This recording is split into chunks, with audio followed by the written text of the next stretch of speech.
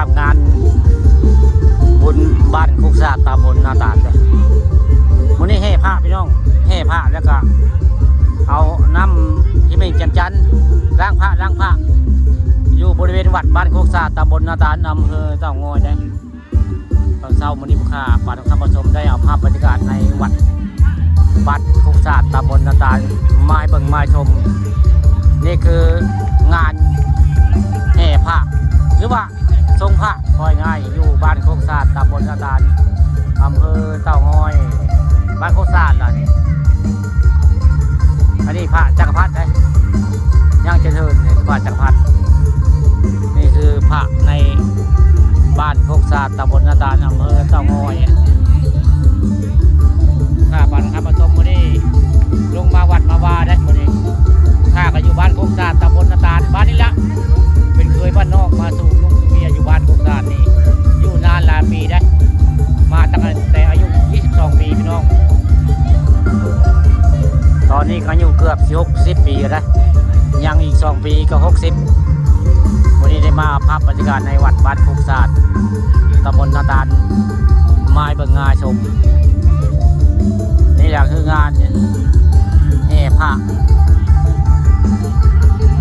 บ้านโคกซาดตำบลนาตาลอำเภอเต่างอยนี่เป็นผักแก้วเลยผักแก้ว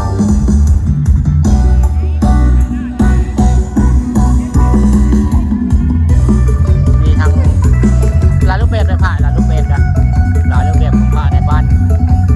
โคกซาดตำบลนาตาลงานแห่ผ้าเพิ่นบรรยากาศภายในงานแห่ผ้าเรียกว่าอาบน้ำให้พระอยู่บ้านโคกซาดตำบลนาตาลอำเภอเต่างอยบรรยากาศในงานก็เตรียมพร้อมแล้วสิแห่อ้อมบ้านครับตอนนี้ก็ได้เวลาอันเหมาะสมสมควรแล้วนะครับได้สักหน่อยนี่ก็สิแห่อ้อมบ้านแห่พระอ้อมบ้านแล้วนี่นะครับที่ได้ให้พระคุณเจ้าเพิ่นอย่าครูรู้เพิ่นก็มาได้เตรียมพร้อมแล้ว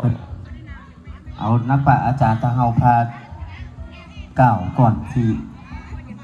ทางเฮาสิได้อันส่งนำพระพุทธรูปบัดนี้ผู้เฒ่าแก่เพิ่นก็มาหลายเด้อมาในงานแห่พระบ้านคุกซาดตำบลนาตาลผู้พาเฮ็ดพาทำเฒ่าแก่แม่บ้านเพิ่นพานำพาทางเฮาก้าวก่อนที่สิส่งนำพระพุทธรูปท่านรองอดีตท่านรองเพิ่นก็มาได้มื้อนี้นำพระคุณเจ้ามาในงานแห่พระบ้านโคกซาดตำบลนาตาลอำเภอเต่างอยอันนี้ใครกินครูนี่คือเจ้าวาดขันห้าได้ประกันเจ้าวาดเพิ่นก็มาเด้อ